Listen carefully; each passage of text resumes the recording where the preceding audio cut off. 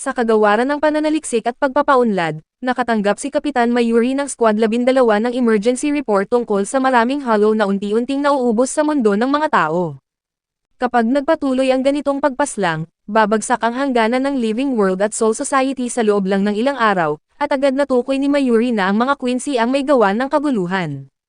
Samantala sa bayan ng Karakura, ipinadala ang dalawang baguhang Soul Reaper na sina Yuki at Shino sa isang misyon upang patayin ang mga hollow, ngunit mas eksperto ang dalawa sa pagbabangayan.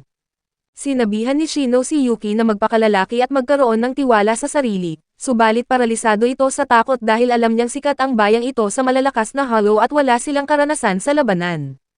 Mapalad na lamang sila dahil ang bayang ito ay protektado ng isang napakalakas na alternatibong Soul Reaper. Naghiwalay ang dalawa upang mas malawak ang maisuyod, at habang gustong maiwasan ni Yuki ang mga kalaban ay biglang may lumabas na dambuhalang hollow mula sa dilim para atakihin siya.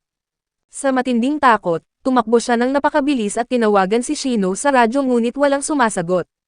Nang makabalik si Yuki sa pwesto ni Shino, lubos siyang nasindak nang makitang nakahandusay at naliligo sa sarili niyang dugo ang kanyang partner dahil sa lakas ng hollow. Sinubukan niyang patatagin ang nanginginig na mga kamay upang lumaban, ngunit bago pa man niya mahugot ang kanyang sandata ay isang lihim na atake mula sa likod ang binitawan ng isa pang hollow na naglagay sa kanya sa bingit ng kamatayan. Habang unti-unting dumidilim ang paningin ni Yuki, biglang dumating ang grupo ni Ichigo sa tamang oras upang iligtas ang dalawang baguhan. Salamat sa pambihirang kapangyarihan sa pagpapagaling ni Orihime at sa mabilisang unang lunas, pansamantalang naging matatag ang kondisyon ng dalawa. Ngunit hindi pa natatapos ang panganib dahil isang dambuhalang grupo ng mga hollow ang biglang lumabas at pinapalibutan ang grupo, kaya naman napilitan si Orihime na ilabas ang kanyang makapangyarihang harang. Nanatiling matatag si Orihime habang itinutulak pabalik ang mga hollow gamit ang kanyang harang, habang si Sado na kilala rin bilang Yasutore ay nagpakawala ng isang sobrang lakas na suntok na nagpatalsik sa isang hollow ng daan-daang metro ang layo. Sa kaitaasan naman, buong tapang na lumilipad sa hangin si Ishida habang nagpaulan ng walang tigil ng mga palaso ng liwanag na nagbura sa napakaraming kaaway. Sa ilang madaling galaw lamang, halos naubos na ng tatlo ang malaking bahagi ng banta. Bagamat kahanga-hanga ang iba, ang hindi mapagkakailang pinakamalakas sa grupo ay ang alternatibong Soul Reaper na si Ichigo Kurosaki. Sa isang mapang wasak na hataw ng kanyang espada, agad niyang pinuksa ang buong natitirang hukbo ng mga hollow na papalapit sa kanila. Pagkatapos nito, binuhat ng grupo sina Yuki at Shino upang dalhin sa isang ligtas na lugar para sa kanilang tuluyang paggaling, kung saan mabilis na nabuo ang isang matatag na samahan at tiwala sa pagitan nila kahit ngayon lang sila nagkakilala. Labis ang tuwa ni Yuki at Shino nang makitang ligtas ang isa't isa, at ipinagdiwang nila ito kasama ang mga kaibigan ni Kurosaki. Ngunit habang gumagaan ang kapaligiran, biglang dumating ang isang misteryoso at mayabang na estranghero na naghahanap ng gulo. Ang mapanghimasok na ito na nagpapakilala sa pangalang Asgyaro Ibern ay gumawa ng isang magarbo at bastos na pagpasok, sabay hamon kay Kurosaki sa isang labanan. Hindi na nagsayang ng panahon sa pagsasalita si Kurosaki at agad na binigyan ng mabilis na sipa sa mukha si Ibern bago tinanggap ang hamon. Interesadong malaman ni Kurosaki kung sino ang lalaking ito at kung bakit naghahanap ng away, ngunit tumanggi si Ibern na sabihin ang kanyang mga dahilan bukod sa kanyang matinding galit sa mga Arrancar, hanggang sa labis na nagulat si Kurosaki nang isiniwalat ng kaaway na siya pala ay isang Quincy. Samantala, sa kailaliman ng Soul Society, isang pangkat ng mga Soul Reaper mula sa Squad 11 ang nag-iimbestiga sa nakakabahalang pagkawala ng buong populasyon ng mga nayon ng walang naiiwang bakas. Habang tumahimik ang mga nayon sa Rokongay, isang grupo ng mga mapanghimasok na pinamumunuan ng isang lalaking nagngangalang Luther Spriggan ang matagumpay na nakapasok sa punong himpilan ng unang squad upang bantaan mismo ang head captain na si Yamamoto. Upang patunayan na seryoso sila sa kanilang banta, walang awa nilang sinaksak at malubhang nasugatan si Lieutenant Chojiro Sasakibe sa mismong harapan ng kanilang pinuno. Habang duguan na nakahandusay sa sahig si Sasakibe, buong tapang na ipinahayag ni Luders na mayroon na lamang eksaktong 5 araw ang Soul Society bago ito tuluyang lipulin ng kanilang imperyo na ang Wandenreich. Sa matinding galit, naghanda si Yamamoto na pabagsakin sila, ngunit napakabilis ng mga salarin at agad silang naglahos sa mga usok gamit ang gate bago tumama ang kanyang pagsabog. Sa kanyang mga huling sandali, nagawa pang ihayag ni Sasakibe ang isang huling babala kay Yamamoto na ang kanilang tunay na kaaway ay may kakayahang nakawin ang kanilang bangkay, at ang mga Quincy ang nasa likod nito.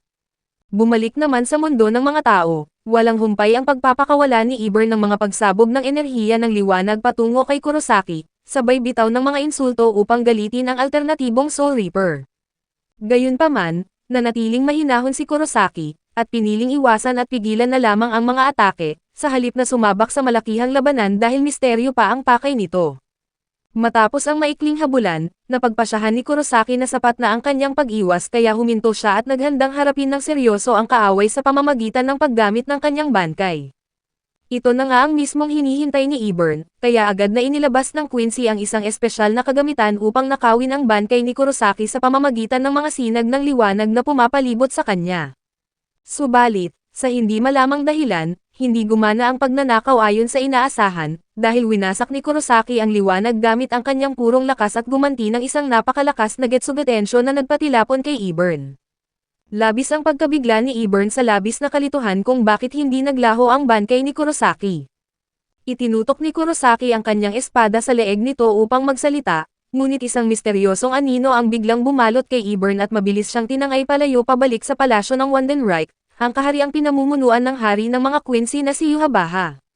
Sa sandali ring iyon, nagbalik na rin si Luders upang iulat ang kalagayan ng Soul Society, ngunit bago pa man makapagsalita ay malupit na binunot ni Yhwach ang kanyang braso bilang parusa sa pagiging maingay. Nagmakaawa si Luders para sa kanyang buhay at pilit na nagulat ng may angkop na paggalang, ngunit agad pa rin siyang pinatay ni Yhwach sa lugar na iyon dahil sa pagiging madaldal. Sumunod namang pinatay si Ibern ng walang awa dahil sa kabiguan niyang mapigilan ang kapangyarihan ni Kurosaki. Para kay Yhwach, ang buhay ng kanyang mga tauhan ay walang halaga at tulad lamang ng alikabok, at mayabang niyang ipinagmalaki na ang pagbuo ng bagong hukbo ng mga Arrancar ay napakabilis, dahil hawak na niya ang reyna ng Hyokomando na si Tyr Halibel na kasalukuyang nakakulong sa isang hawla. Matapos ang laban, bumalik si Kurosaki sa kanyang mga kaibigan kung saan biglang tumunog ang kagamitan sa komunikasyon ni Yuki para sa isang anunsyo mula sa Soul Society.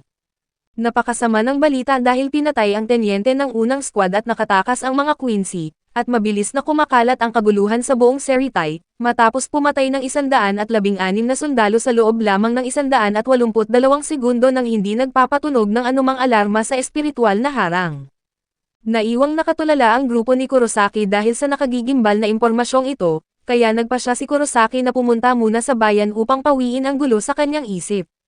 Habang lumilipad, laking gulat niya nang biglang makasalamuha si Nellyle Tuo Delshwang, ang kanyang lumang kasamahan mula sa Yukomundo, na umiiyak habang nagpapaliwanag na ang kanilang tahanan ay winasak ng mga Quincy. Maya-maya pa ay dumating si Pesh upang pakiusapan si Kurosaki na tulungan sila. Sa ibang dako naman, isang malungkot na libing ang idinaraos para kay Sasakibi kung saan nagtipon ang buong Goti upang ihatid ang kanilang huling paggalang. Nalaman din natin na buong tapang na lumaban si Halibel upang ipagtanggol ang Yukomundo, ngunit nailatag din siya ng puwersa ng mga Quincy, kung saan kabilang sina Nellyle at Pesh sa ilang mapapalad na nagawang makatakas. Dahil sa kanyang matinding pananagutan, pumayag si Ichigo na samahan ni Nellyle at Pesh pabalik sa Yukomundo upang iligtas ang kanilang mga kalahi. Subalit, pinili ni Ishida na magpaiwan dahil sa kanyang pinagmulan bilang isang Quincy kaya hindi siya maaaring lumahok sa labanang ito, at nauunawaan at iginagalang naman ni Kurosaki ang mahirap na sitwasyong kinakaharap ng kanyang kaibigan. Bigla namang sumulpot si Urahara at ibinalita na sasama siya sa grupo patungong Yukomundo, upang imbestigahan ang mga kakaibang anomalya na nangyayari doon. Pagkarating nila sa madilim na mundo ng disyerto, isang kakilakilabot na tanawin ang sumalubong sa grupo, dahil maraming Arrancar ang binihag bilang mga preso ng digmaan habang ang iba naman ay malupit na pinagpapatay. Agad na nagtago si Kurosaki at ang kanyang mga kasamahan upang hindi mapansin habang napagtanto kung gaano nakalubha ang sitwasyon dahil sa pinsalang idinudulot ng mga Quincy. Ipinaliwanag ni Pesh na ang mga Arrancar ay nasa estado ngayon ng lubos na kawalan ng pag-asa dahil sa lakas ng mga kaaway, at sa kasalukuyan ay wala silang pinuno o maayos na estratehiya upang makapagtatag ng depensa. Walang pakialam si Kurosaki sa mga lumang alitan mula sa mga nakaraang digmaan, dahil ang tanging focus niya ngayon ay ang iligtas ang mga taong nasa panganib. Sumunod sa kanya ang grupo habang papalapit sila sa malaking bilang ng mga binihag na Arrancar na binabantayan ng mahigpit. Ang pinuno ng pangkat ng Quincy doon ay si Quilch Opie, isang lalaking mayaman sa kayabangan at may kakaibang pagnanasa sa dugo. Hindi lamang niya pinapatay ang kanyang mga bihag, kundi naglalaro muna siya ng malulupit na psikolohikal na laro sa kanila habang nagre-recruit para sa hukbo ng Vandenreich. Kabilang sa mga bihag sina Loli at Manali, na mga dating tagapaglingkod ni Aizen, na buong tapang na nagtangkang lumaban kay Quilge ngunit madali silang natalo. Kinukutya ni Quilge ang mga residente ng Yukumondo bilang mga mahihinang basura, ngunit sa halip na patayin sina Loli at Manali ay inutusan niya ang kanyang mga tauhan na dalhin ang dalawa kay Yhwach, dahil hiningi ng hari na ang sinumang bilanggong magpapakita ng tunay na katapangan ay dapat dalhin ng direkta sa kanya. Bigla namang tinamaan ng isang sorpresang pananambang ang pangkat ng mga Quincy. Nagmamadaling lumapit si Kurosaki at Nalil upang masaksihan ang kaguluhan habang ang mga sundalo ng Quincy ay pinagpapatay sa isang kurap lang ng mata. Nagpakita ng pambihirang talas ng pakiramdam si Quilge nang saluhin niya ang isang patalim na hinagis sa kanyang likuran ng napakabilis, bago malamig na nagtanong kung sino ang nangahas na umatake sa kanila. Tatlong babaeng Arrancar ang lumabas mula sa mga anino, sina Emilio Apache, Francesca Mila Rose, at Cyan Songsan. Sila ang mga tapat na tagapagtanggol ni Herebel na kilala sa tawag na Tres Bestias. Ang tatlong ito ay tanyag sa kanilang mababangis at hindi mahuhulaan na estilo sa pakikipaglaban. Lumaban na parang mga ligaw na hayop, walang pag-alinlangan nilang sinalanta ang hanay ng mga Quincy gamit ang kanilang matatalas na patalim kahit patuloy ang kanilang asaran sa isa't isa. Nagtangka si Songsan ng isang palihim na saksak kay Quilge ngunit madali itong naiwasan, habang ang dambuhalang hiwa ng espada ni Mila Rose ay nagdulot ng malaking pagsabog. Sa gulat ng lahat, mahinahon na naglakad si Quilge palabas ng usok na walang kahit anong galos sabay tukso sa Tres Bestias na lalo lamang nagpasingit sa galit ng tatlo. Samantala, sa War Room ng Soul Society, iniulat ni Kapitan Mayuri na hindi pa rin nila matukoy ang eksaktong kinaroroonan ng base ng kaaway kaya hindi sila makapagsagawa ng paunang pag-atake. Inutusan ng punong kapitan na si Yamamoto ang lahat ng kapitan na maghanda para sa isang agarang digmaan, dahil hinala niya na maaari silang sumalakay ng mas maaga sa isang sorpresang pagsalakay. Nais niyang maging handa ang bawat dibisyon para sa pinakamalalang sitwasyon, at buong tapang na idineklara ni Yamamoto na hindi nila hahayaang magwala ang kaaway sa pagkakataong ito. Balik sa Yukumondo, nakarating na sina Kurosaki at Nalil sa larangan ng digmaan at nagulat nang makitang nag-iisa lang na tinalo ni Quilge ang lahat ng tatlong miyembro ng Tres Bestias. Agad na ibinaling ni Quilge ang kanyang pansin kay Kurosaki at isiniwalat na ang Wandenreich ay nakalikom na ng malawak na datos tungkol sa kanya, at si Kurosaki ay isa sa kanilang mga pinakamataas na prioridad na target. Pagkatapos nito, naglunsad si Quilge at ang kanyang mga sundalo ng isang sabay-sabay na pag-atake mula sa iba't ibang direksyon laban sa alternatibong Soul Reaper. Nasalo ni Kurosaki ang isang palaso sa ere at buong lakas na ibinalik ito kay Quilge, habang nagugulat na ang mga modernong Quincy na ito ay gumagamit na ng higit pa sa simpleng sandata at palaso. Iniabot niya si Nalil sa kanyang mga kaibigan upang panatilihin itong ligtas para lubos siyang makatutok sa laban, habang napapansin na ang lakas ni Quilge ay nasa ibang antas na, at ang kanyang mga palaso ay mas mabisa kaysa sa mga palaso ni Oryo. Ikinagalit naman ni Quilge ang paghahambing na ito at iginiit na ang espiritual na lakas ni Oryo ay nakakaawa kung ikukumpara sa kanyang sarili. Naguluhan si Kurosaki sa kaalamang ito, ngunit tumanggi si Quilge na magpaliwanag pa at sa halip ay nagpa siya na tapusin ang laban mismo sa sandaling ito. Ginamit ni Quilge ang Quincy Volstendig, na isang mas superior na ebolusyon ng teknik na ginamit noon ni Oryo. Sa anyong ito, nagmukha siyang anghel na may nagniningning na mga pakpak at isang halo sa ulo. Nagsimula siyang kumilos sa bilis ng kidlat, kaya naman nawawala at muling sumusulpot ang kanyang katawan sa isang kurap lang ng mata. Nag-teleport si Quilge sa likod ni Kurosaki para sa isang patagong atake, ngunit nailigtas si Kurosaki ng kanyang sariling bilis sa huling sandali. Dahil dito, nagtagpo ang kanilang mga espada sa isang napakabilis na tunggalian, kung saan bawat patama ay umaalingaw-ngaw sa tindi ng lakas. Minaliit ni Quilge ang mga lumang teknik ng Quincy at tinawag ang mga ito na mga sinaunang labi ng nakaraan, sabay-sabing ang mga tumatangging sumabay sa panahon ang gumagamit ng ganoong basura. Pinigilan naman ni Kurosaki ang isang nakamamatay na saksak at may tiwalang sumagot na kahit anong bagong estilo pa ang mayroon ang kalaban ay matatalo pa rin sila. Pagkatapos nito ay nagpakawala siya ng isang dambuhalang Getsugutensho na direktang nakatutok sa leeg ni Quilge.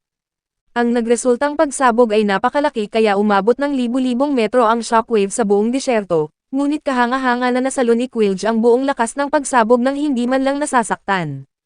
Nagsimula siyang gumamit ng isang teknik na humihigop ng espiritual na enerhiya mula sa lahat ng nasa paligid, dahilan para magsimulang matunaw ang kalasag ni Orihime. Ngunit habang nagmamayabang siya, isang dambuhalang kamao mula sa isang higanteng halimaw ang biglang humampas sa kanya. Nagbalik sa labanan ang Tres Bestias, at dinala nila ang kanilang pinakamalakas na kakayahan na si Aion. Ang nakakatakot na nilalang na ito ay isang walang utak na makina ng pagkawasak, na nilikha sa pamamagitan ng pagsasama-sama ng mga pinutol na kamay ng tatlong Arrancar. Nagtataglay si Aion ng nakakapangilabot na pisikal na lakas, at sa isang suntok lang ay napatalsik niya si Quilch sa lupa. Dahil dito, nakatanggap ng balita si Yhwach na abala si Kurosaki sa pakikipaglaban sa Yukomundo. Dahil nakita ang kanyang pagkakataon, agad niyang inutusan ang kanyang piling pangkat ng Stern Reader na simulan na agad ang kanilang pagsakop sa Soul Society. Samantala, sa bahay ni Oreo, abala siya sa desperadong paghahanap sa mga lumang dokumento upang alamin ang nakatagong kasaysayan ng mga Quincy.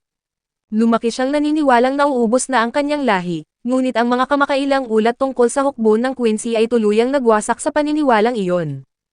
Tinanong ni Oreo ang kanyang amang si Ryuken upang hingin ang katotohanan, ngunit malamig lang siyang tinalikuran nito at sinabihan na wala siyang pakialam doon. Sa Soul Society naman, binibigyan ni Hidetomo Kajamaru sina Yuki at Shino ng isang napakahalagang aralin sa kasaysayan tungkol sa hidwaan sa pagitan ng mga Soul Reaper at mga Quincy. Ipinaliwanag niya na ang mga Soul Reaper ay nabubuhay upang linisin ang mga halo, at gabayan ang kanilang mga kaluluwa patungo sa kabilang buhay upang mapanatili ang balanse ng kosmos. Gayunpaman, mas marahas ang diskarte ng mga Quincy dahil tuluyan nilang binubura ang mga kaluluwa ng halo sa mundo, isang gawain na nagbabanta sa katatagan ng buong universo. Dahil sa lubusang pagwasak sa mga kaluluwa, naging dahilan ang mga Quincy upang gumuho ang timbang ng mga mundo na pwedeng magdulot ng kabuoang pagkasira. 200 taon na ang nakalilipas, naglunsad ng isang digmaan ng paglipon ang mga Soul Reaper laban sa mga Quincy upang iligtas ang mundo, at ang mga nakaligtas ay nagtanim ng matinding galit mula noon. Habang nangyayari ito, ipinagpatuloy ni Oreo ang kanyang lihim na pananaliksik sa nakaraan. Sa headquarters naman ng unang squad, galit na galit si Yamamoto kay Mayuri dahil sa pagpapadala ng 12 squad sa Rukongay nang walang pahintulot, isang kilos na nagresulta sa pagkabura ng 28,000 mamamayan. Malamig namang ipinagtanggol ni Mayuri ang kanyang ginawa at sinabing isa itong desperado, ngunit kinakailangang hakbang upang hindi tuluyang magunaw ang balanse ng mga mundo. Balik sa Yukomundo, bugbog sarado si Quilch OP sa mga patama ni Aion. Masayang nanonood si Sang-san habang ipinagmamalaki ang sinapit ng kaaway, ngunit sa isang nakakagulat na pangyayari ay biglang sinaksak ni Quilch si Sang-san sa dibdib. Inamin niya na mas matatag ang mga Arrancar kaysa sa kanyang inaasahan, ngunit tapos na siyang makipaglaro. Nagtangka pang umatake muli si Aion, ngunit mabilis na napatigil ang nilalang nang ginamit ni Quilch ang kanyang pinakanakakatakot na kakayahan. Gamit ang kanyang teknik na Squavere, literal na hinigop ni Quilch ang espiritual na enerhiya ni Aion patungo sa kanyang sariling katawan at mga pakpak, na naging dahilan upang maging abo ang dambuhalang nilalang. Pagkatapos nito ay sa pilitan niyang pinasimulan na ubusin ang lakas ng buhay ng lahat ng tao sa paligid. Noong tila wala ng pag-asa ang sitwasyon, biglang umatake si Kurosaki mula sa likod at winasak ang halo sa ulo ni Quilch. Kasabay ng pagkaantala ng kapangyarihan ni Quilch, biglang niyanig ang Soul Society ng isang dambuhalang sorpresang pagsakop mula kay Yhwach at sa kanyang hukbo ng mga Quincy. Malalaking haligi ng asol na apoy ang sumiklab sa buong Serite, habang nagmamadali ang 13 Gotei na ihanda ang kanilang depensa para sa laban ng kanilang buhay. Totoong mga halimaw ang mga Stern Reader dahil nagawa nilang pumatay ng walang bilang na mga Soul Reaper sa unang ilang minuto pa lang ng pag-atake. Nagawa rin nilang malagpasan ang pinakamalakas na depensang harang ng Serite sa hindi malaman na paraan, na nagpahintulot sa kanila na mag-teleport ng direkta sa mismong sentro ng lungsod at magdulot ng matinding kaguluhan. Kumakalat ngayon ang ulat ng malawakang kaguluhan mula sa bawat sulok ng Soul Society, at ang lugar na nasa ilalim ng pamumuno ni Lieutenant Izuru ay tuluyang nawasak sa isang saglit, at ang mga tarangkahan ay nagkalat ang mga katawan ng mga nasawing sundalo. Sa loob lamang ng 7 maiikling minuto, mahigit 1,000 Soul Reaper na ang napatay, at ang tindi ng nagpabagsak na lakas ng Wandenreich ay nagdulot ng malubhang takot sa buong hanay ng mga sundalo. Ang mga kapitan na lamang ang may pag-asang tumayo laban sa mga nakakatakot na mananakop na ito upang baguhin ang takbo ng laban. Kinakaharap ni Kapitan Rosie Najeko, si Renji naman ay nakakulong sa pakikipaglaban kay Mask de Masculine, at si Kapitan Kumamura ay nakikipagtuos kay Bambi Eto Base Turbine. Walang humpay ang pag-atake ni Renji, ngunit tila hindi niya kayang basagin ang depensa ng kanyang kalaban. Bigla na lang, isang higante sa katauhan ni Mask ang lumapag mula sa langit at muntik nang madurog si Renji sa pamamagitan ng isang napakalaking suntok. Mabuti na lang at dumating si Byakuya sa tamang oras para iligtas siya. Agad na gumanti ng atake si Byakuya, kung saan pinutol niya ang mga daliri ng kaaway at pinatalsik ang higante sa isang malalim na hukay. Sinubukan ni Byakuya na gamitin ang kanyang Senbonzakura, ngunit nawalan ng bisa ang teknik na ito. Nagawa namang magapos ni Renji ang kalaban para makapagbigay si Byakuya ng isang direktang patama sa ulo, ngunit kahit ang kanilang pinagsamang lakas ay nabigong magdulot ng anumang malaking pinsala sa matatag na katawan ng Stern Ritter. Winasak ng kaaway ang mga tanikala at gumanti sa pamamagitan ng pagpapalabas ng sunod-sunod na atake ng yelo. Sa ibang dako naman, nagawang e-freeze ni Kapitan Toshiro ang braso ng kanyang kalaban, ngunit patuloy na kumikilos ang Quincy nang may nakatatakot na kaliksihan dahil masyadong makapal ang balat nito para man lang mahiwa ng espada. Napatalsik si Hitsugaya sa isang pader dahil sa isang mabigat na atake, habang si Soifan naman ay nahihirapan ding sumabay sa bilis ng kalaban. Nang matanto na hindi sapat ang kanilang karaniwang lakas, nagpasya si Byakuya na wala na silang ibang pagpipilian kundi gamitin ang kanyang bankai upang tuluyang maubos ang mga kalaban na ito. Nagbabala si Renji kay Byakuya na mag-ingat, dahil nagpakita ang mga kaaway ng kakaibang kakayahang manghimasok sa kanilang mga kapangyarihan. Binaliwala ang kanyang babala, pinakawalan ni Byakuya ang Senbonzakura Kageyoshi na nagpalabas ng milyon-milyong matatalas na talulot ng bulaklak sa kanyang kaaway. Ginamit din ni Nakumamura at Hitsugaya ang kanilang bankai, ngunit direkta silang naglakad sa isang patibong. Naghihintay lamang ang mga Stern Ritter na mailabas ang bankai upang magamit ang kanilang mga kagamitan para nakawin ang mga ito. Naiwan si Hitsugaya sa estado ng purong pagkabigla habang ang kanyang kapangyarihan ay sapilitang kinukuha sa kanya. Desperado na sumigaw si Hitsugaya kay Matsumoto na babalaan ang iba na huwag gagamitin ang kanilang bankai, ngunit huli na ang lahat dahil 4 na kapitan na ang nawalan ng sa kanila. Galit na galit si Mayuri, sabay na isinusumpa ang mga kapitan dahil sa pagiging kampante at hindi paghihintay sa kanyang siyentipikong pagsusuri sa mga kakayahan ng kalaban.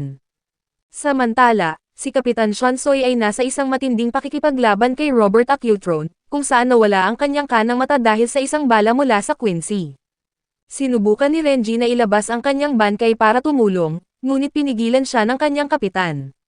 Nagsisimula na silang nakaramdam ng isang nakakalubog na kawalan ng pag-asa dahil wala silang malinaw na paraan para manalo sa digmaang ito. Mabilis na tumataas ang bilang ng mga namamatay sa isang nakakatakot na antas, at nagsisimula nang pumasok ang matinding kawalan ng pag-asa. Nang makita ang pagkapaslang sa kanyang mga kasamahan, nagpasya si Akon ng Squad 12 na sumugal sa isang desperado na hakbang at nakipag-ugnayan kay Urahara sa Yukumondo, sa pag-asang si Ichigo Kurosaki ang magiging kanilang kaligtasan. Ipinapaalala ni Urahara kay Akon na abala pa rin si Kurosaki sa pakikipaglaban kay Quilch OP, subalit nagbahagi siya ng ilang mahahalagang impormasyon na hindi kayang nakawin ng mga Quincy ang bankai ni Kurosaki. Dahil dito, si Kurosaki ang kanilang pinakamagandang pagkakataon para manalo sa digmaan, basta't makakabalik siya sa tamang oras. Kasalukuyang pinamamahalaan ni Kurosaki ang labanan, kung saan tinulak niya si Quilch sa kanyang pinakahuling limitasyon sa pamamagitan ng isang malakas na hampas na nagpabagsak sa Quincy sa lupa. Sinubukan ni Quilch ang isang dosenang pagsabog ng enerhiya, ngunit walang kahirap-hirap na sinangga ni Kurosaki ang lahat ng ito habang pinapanatili ang kanyang buwelo. Tinukso ni Kurosaki ang kanyang kalaban, sabay pahiwatig na ang mga Quincy ay talagang takot na takot sa kanyang bankai. Sumigaw si Quilch na walang kinatatakutan ang Wandenreich sa mundong ito, ngunit habang isinisigaw niya ang kanyang pagtanggi ay bigla siyang tinamaan ng isang mapangwasak na atake. Nagpasabog si Urahara ng isang butas ng direkta sa dibdib ni Quilch, at hinimok si Kurosaki na magmadali patungo sa Soul Society dahil ang sitwasyon ay naging delikado na. Labis na nababahala si Kurosaki nang malaman kung gaano kalubha ang pagkatalo ng kanyang mga kaibigan. Pagkatapos ay binigyan ni Urahara sina Orihime at ang iba pa ng tungkulin, na kunin ang isang malaking metal na disk mula sa katawan ni Quilch habang ipinagpapatuloy niya ang pagsusuri sa datos. Tinukoy niya ang 3 pangunahing banta mula sa Quincy, ang kanilang Volstendig na transformasyon, at ang kanilang depensibong kakayahan na blot na nagpapalakas ng kapangyarihan, at ang kakayahang magnakaw ng bankai. Sinabi ni Urahara na ang blot ay maaari lamang magpalakas ng opensa o depensa ng paisa-isa, at hindi kailanman magkasabay. Habang sinisimula ni Kurosaki ang kanyang paglalakbay sa portal patungo sa Soul Society, biglang sumara ng malakas ang tarangkahan sa kanyang likuran. Sa gitna ng matinding pagkabigla ng lahat, napag-alamang hindi pa pala patay si Quilch OP. Muli siyang nakabangon na bitbit ang isang nakakapangilabot at dambuhalang lakas, kung saan mabilis niyang pinatumba ang grupo ni Orihime bago ibinaling ang kanyang paningin kay Urahara. Buong pait niyang isinigaw na kahit buhay niya ang maging kapalit, sisiguraduhin niyang mananatiling nakakulong si Kurosaki upang hindi makatulong sa Soul Society. Pagkatapos nito ay nagpakawala siya ng isang natatanging teknik ng mga Quincy, at matagumpay niyang ikinulong si Kurosaki sa loob ng isang higanteng hawlan na gawa sa espiritual na enerhiya. Samantala sa Soul Society, inanunsyo ni Akon sa mga natitirang tagapagtanggol na paparating na si Kurosaki, na siyang hudyat na nagpataas sa moral ng mga mandirigma doon. Subalit, naging panandalian lamang ang pag-asang ito dahil bigla na lang naglaho ang signal ni Kurosaki. Habang nangyayari ito, buong lakas at sunod-sunod na tinataga ni Kurosaki ang espiritual na enerhiya, ngunit kahit isang gasgas ay wala itong naiiwan. Nakakulong sa kawalan, malinaw na naririnig ni Kurosaki ang mga nakakapangilabot na boses at desperado na pagsisigaw para sa saklolo na nagmumula sa Soul Society. Ang bawat iyak ng tulong ay lalong nagpatuloy sa kanyang puot, kaya naman lalo niyang pinaghahampas ang enerhiya gamit ang bawat hibla ng kanyang lakas. Sa kabila ng kanyang walang tigil na pag-atake ay nanatiling buo ang harang, at naramdaman naman ni Quilch OP ang desperado na pakikipaglaban ni Kurosaki sa loob ng piitan, kaya naman may kumpiyansa niyang inihayag na ang kulungang iyon ay hinding-hindi kailanman mababasag. Ipinaliwanag niya na ang kapangyarihang ipinagkaloob sa kanya ni Yhwach ay partikular na ang Shrift J para sa kulungan, ang siyang nagpapalakas ng husto sa harang na ito. Matapos maasikaso ang alternatibong Soul Reaper, ibinaling naman ni Quilch ang kanyang malamig na titig kina Orihime, ngunit bago pa man siya makasugod ay isang dambuhalang pagsabog ang biglang sumiklab at literal na nahati ang kanyang katawan. Balik naman sa labanan sa loob ng Soul Society, partikular na inutusan ni Byakuya si Renji na manatili muna sa gilid at magmasid, habang siya mismo ang haharap sa matinding pakikipagtuos kay Asnot ng mag-isa, sa kabila ng katotohanang ang kanyang makapangyarihang bankay ay malupit na naagaw sa kanya. Ito ay isang desperadong sitwasyon kung saan kailangang panatilihin ni Renji ang kanyang sariling bankay, habang naghihintay ng pagkakataon upang magpakawala ng isang malakas na atake. Samantala, ang kamay ni Byakuya ay nagsimulang manginig ng walang kontrol, noong una ay sinubukan niyang bigyang katwiran ang biglaang panghina sa pag-aakalang ang kanyang katawan ay nahawaan ng lason mula sa kalaban, ngunit ang katotohanan ay mas psikolohikal. Hinuha ni Byakuya na ang mga kumikislap na tinik ng liwanag ay nagtataglay ng kemikal na sandata, ngunit mabilis siyang itinuwid ni Asnot. Hindi lason ang dahilan kung bakit nanginginig ang kanyang mga kamay kundi ang purong takot na nakakaparalisa sa kanya. Sino man ang tamaan ng mga tinik na iyon ay makakaranas ng pagkawasak ng kaisipan at magiging lubos na takot sa bawat bagay sa kanilang paligid. Dala ng kanyang tungkulin, sumugod pasulong si Byakuya upang umatake, ngunit ang mapanirang takot na iyon ay agad na bumasag sa kanyang konsentrasyon. Agad na sinamantala ni Asnot ang pagkakataong ito at mabilis na umatake ng isang mapaminsalang saksak na diretsyo sa dibdib ng kapitan. Pagkatapos ay kinutsa pa siya ng kontrabida, sabay-sabing ang mga tinitingalang mandirigma ay labis ang kayabangan para maniwala na kaya nilang gapiin ang sarili nilang takot sa pamamagitan lamang ng karanasan. Ang psikolohikal na lagim na idinudulot ni Asnot ay isang nakakapangilabot na kawalan na walang makatwirang dahilan o pinagmulan, at dahil walang ugat na maaaring bunutin, nagiging isa itong napakataas na pader na hindi kayang basagin ni Byakuya. Ang ganap na takot na ito ay kumikilos na parang isang grupo ng mga hindi nakikitang insekto, na unti-unting nilalamon ang katinoan ng biktima mula sa loob palabas. Desperadong sinubukan ni Byakuya na bawiin ang kanyang kapanatagan habang itinataas ang kanyang espada sa isang huling pagtatangka na lumaban, ngunit doon na nangyari ang hindi inaasahan. Inatake ni Asnot si Byakuya gamit ang ninakaw nitong bankay na ang Senbonzaku Rakageyoshi, at ibinaling ang sariling huling teknik ng kapitan laban sa kanya. Agad na sumali sa labanan si Renji upang magsilbing kalasag, ngunit siya ay nabugbog ng husto ng mga puwersa ng kaaway.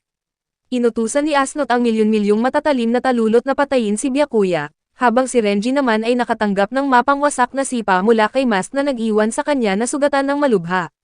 Mula sa malayo ay naramdaman ni Rukia ang mabilis na pagkawala ng kapangyarihang espiritual ng kanyang bayaw, kaya buong panik siyang tumakbo patungo sa labanan sa takot na baka huli na ang lahat.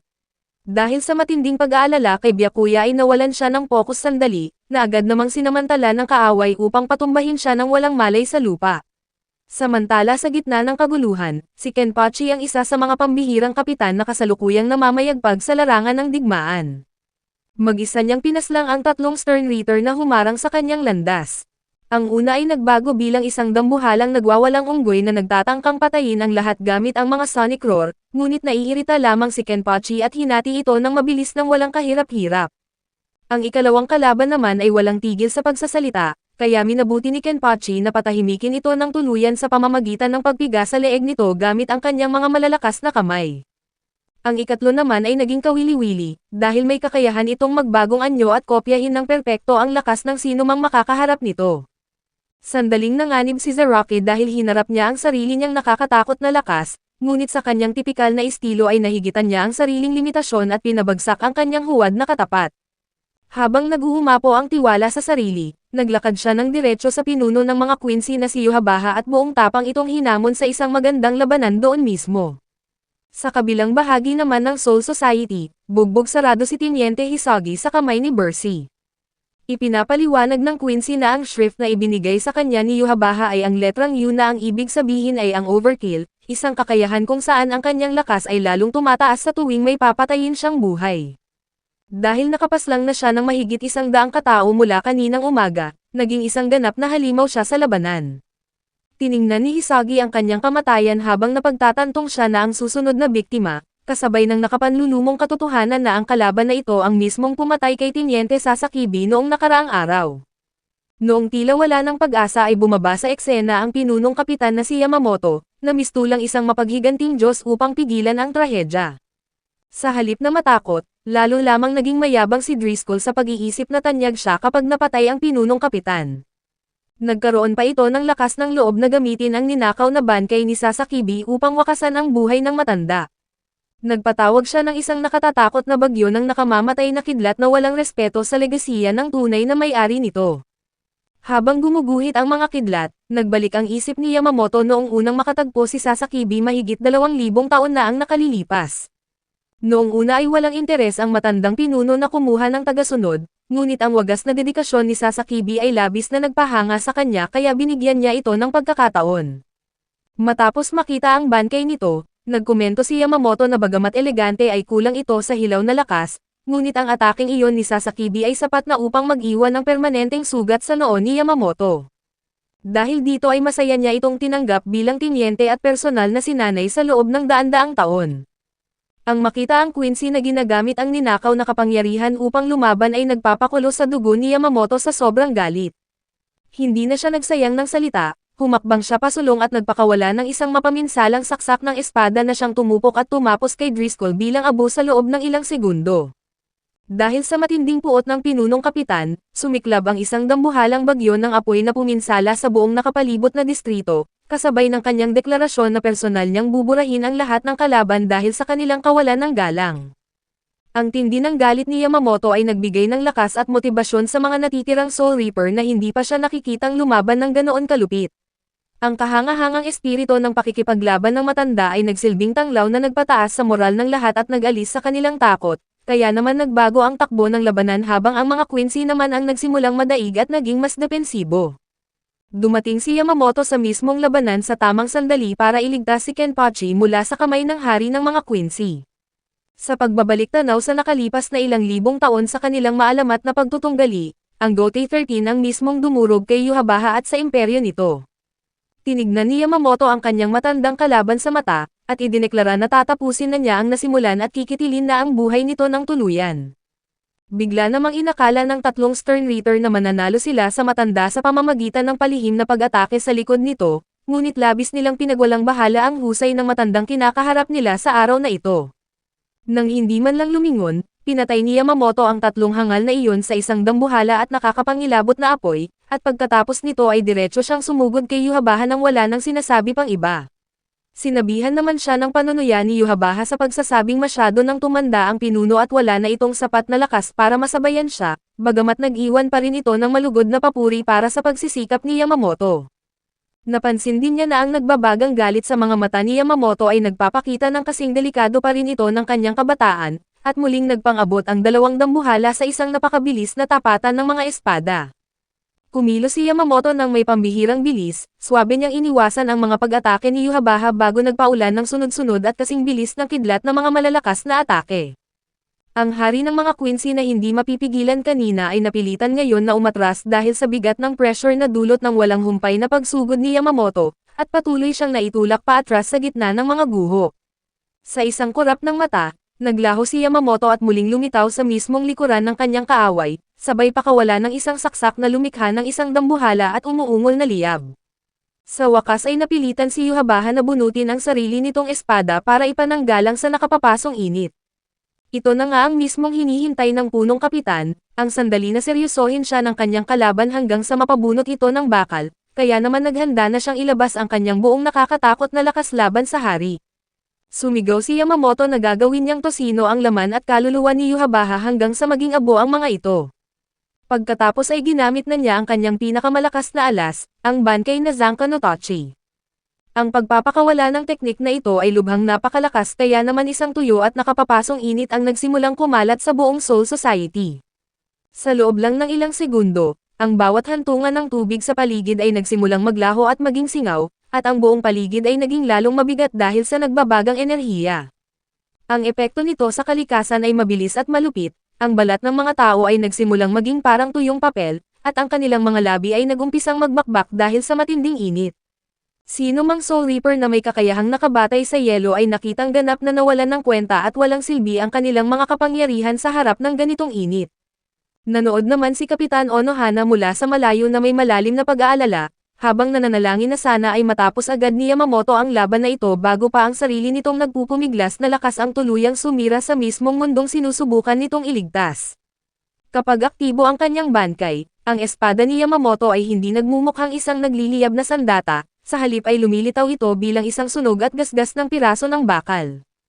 Ang bankay na ito ay gumagana sa pamamagitan ng pagsisiksik ng bawat patak ng kanyang dambuhalang espiritual na apoy sa mismong dulo ng maliit na espada na iyon, kaya naman nagiging isang sandata ito ng purong pagkawasak. Ang anumang bagay na sumagi lang sa dulo ng espadang iyon ay agarang natutupok hanggang sa pinakamaliit na atomo nito dahil sa sumasabog na init. Ginamit na ni Yamamoto ang parehong nakakatakot na teknik na ito noong panahon ng kanilang digmaan 1,000 taon na ang nakalilipas, ngunit mas pinalakas pa niya ito sa isang mas mataas at tila Diyos na antas. Sumugod si Yamamoto pasulong sa bilis na hindi mo akalaing galing sa kanyang edad, kaya naman bahagyang naiwasan ni Yhwach ang atake habang bakas ang pagkabigla sa mukha nito. Nalilito siya at nag-aalala dahil wala siyang maramdamang apoy na nanggagaling sa mismong espada, dahil masyado itong maliit para mapansin. Subalit nang ang dulo ng espada ay aksidenteng sumayad sa lupa, mabilis nitong hinukay ang isang dambuhala at walang katapusang bangin sa lupa, na nagpapatunay sa nakakatakot na lakas na nakatago sa loob ng sunog na bakal. Walang humpay na nilapitan ni Yamamoto ang kanyang kalaban, ngunit kumikilos si Yhwach ng may pambihirang bilis habang ginagawa ang lahat ng kanyang makakaya para masiguro na ang espada ay hindi madidikit kahit bahagya sa kanyang balat. Ang siksik na init sa dulo nito ay higit pa sa sapat para tunawin ang anumang humarang sa landas sa isang saglit. Nagawa pang umilag muli ni Yhwach at nagtangkang magpakawala ng isang matinding salakay gamit ang sarili nitong sandata. Gayunpaman, sa sandaling ang kanyang espadang Quincy ay nadikit sa aura ni Yamamoto, nabali ito sa dalawa na parang tuyong patpat, na nag-iwan sa kanya na halos walang kalaban-laban sa lakas ng matanda. Matapos mabasag ang kanyang espada, inihayag ni Yamamoto ang susunod na yugto ng kanyang teknik. Lumilikha ito ng isang nakakatakot na aura na tumutupok sa bawat madadaanan sa kanyang paligid gamit ang init na umaabot sa pambihirang 15 milyong degree Celsius. Binalot ng matanda ang sarili sa isang balabal ng purong apoy, kaya naging imposible para sa kahit na sino o anong bagay ang lumapit ng hindi nagiging abo.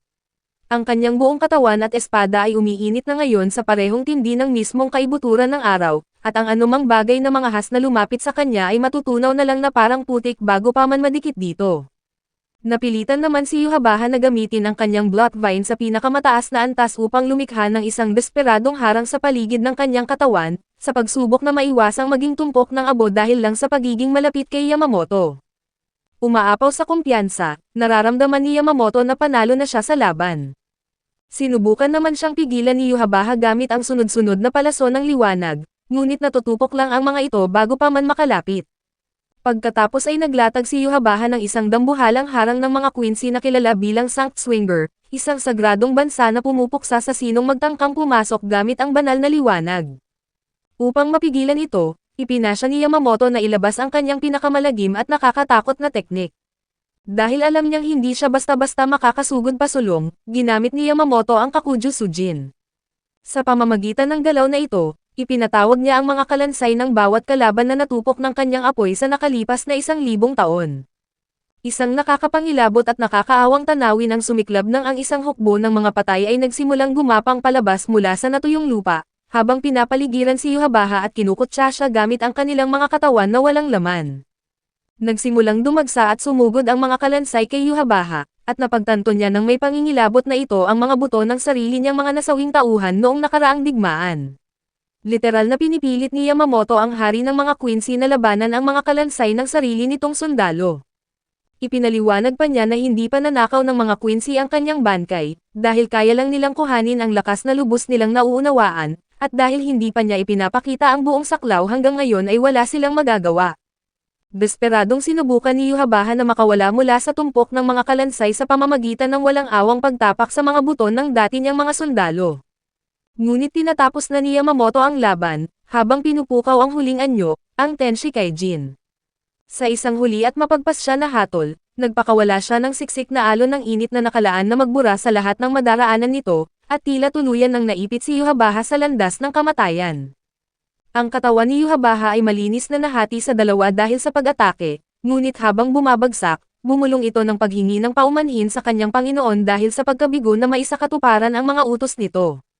Napatulala si Yamamoto sa gitna ng katahimikan, habang napagtanto na may isang malaking pagkakamali.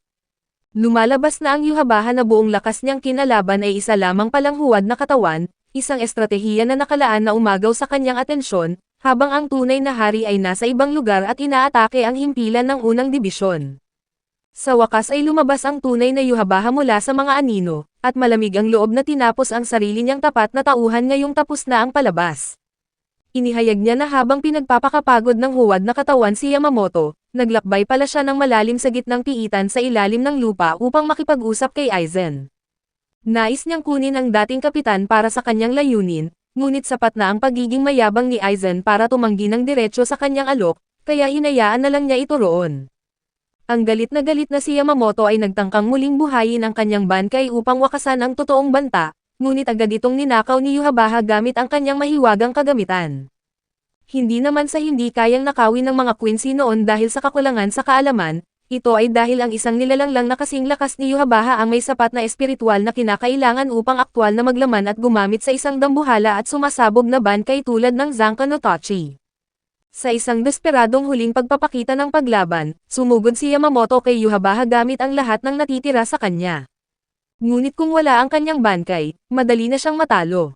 Mahinahon na nagpatawag si Yhwach ng isang dambuhalang espada na gawa sa siksik na liwanag, at sa isang malupit na galaw, hinati niya ang maalamat na punong kapitan bago pa man makapagpatama si Yamamoto kahit isang beses.